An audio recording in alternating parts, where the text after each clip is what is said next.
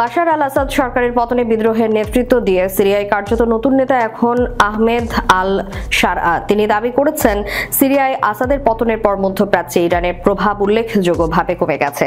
Saudi মালিকানাধীন সংবাদ মাধ্যম আশরাফ আল আওসাদকে দেওয়া এক সাক্ষাৎকারে এমন মন্তব্য করেন জোলানি।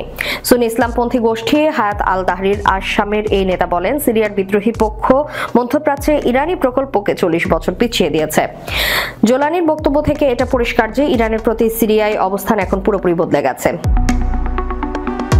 জোলানি আরো বলেন, আমরা এখন রাষ্ট্র গঠনের দিকে মনোযোগ দিচ্ছি।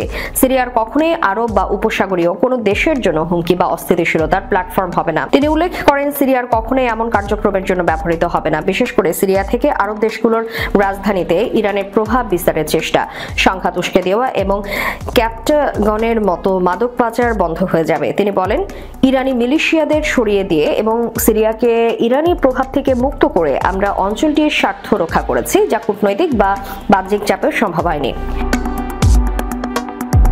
ইরানের ইসলামী সরকার সিরিয়ার সাম্প্রতিক ঘটনার কারণে বিপর্যস্ত। 2011 সালে বাশার আল আসাদের বিরুদ্ধে বিক্ষোভ শুরু হওয়ার পর ইরান তাকে টিকিয়ে রাখতে সাহায্য করেছিল, কিন্তু সম্প্রতি সিরিয়ায় মিত্র শাসকের পতন এবং লেবাননের সহযোগী হিজবুল্লাহর পরাজয় ইরানের জন্য একটি বড় ধাক্কা। জোলানি দাবি করেছেন, আসাদের সরকার ইরানের উপর অতিরিক্ত নির্ভরশীল ছিল। আরব ঐক্যের জন্য এটি ছিল অত্যন্ত ক্ষতিকর। তিনি উদাহরণ দিয়ে বলেন, জর্ডানের কর্মকর্তারা একবার সিরিয়ায় সরকারকে জিজ্ঞেস করেছিলেন কেন তারা জর্ডানের ক্যাপ্টাগন পাচার বন্ধ করছে না। উত্তরে বলা হয়েছিল, পর্যাপ্ত নিষেধাজ্ঞা তুলে না নেওয়া পর্যন্ত এটি বন্ধ হবে না।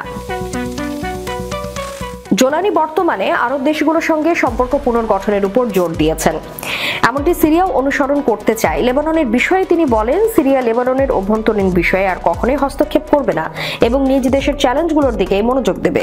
দেশের ভবিষ্যৎ গঠনে সবার মতামতকে স্বীকার করে একটি অন্তর্ভুক্তিমূলক নীতির প্রয়োজন বলেও মনে করেন জোলানি। তিনি আইনের শাসনের প্রতি প্রতিশ্রুতি এবং জাতীয় ঐক্য গড়ার কথা পুনর্ব্যক্ত করেন। তিনি বলেন, সিরিয়ার নতুন প্রশাসন আরব বিশ্বের একজন বিশ্বস্ত সদস্য হিসেবে নিজের অবস্থান পুনরুদ্ধার করতে চায় এবং কোনো বহিরাগত এজেন্ডার অংশ হতে চায় না।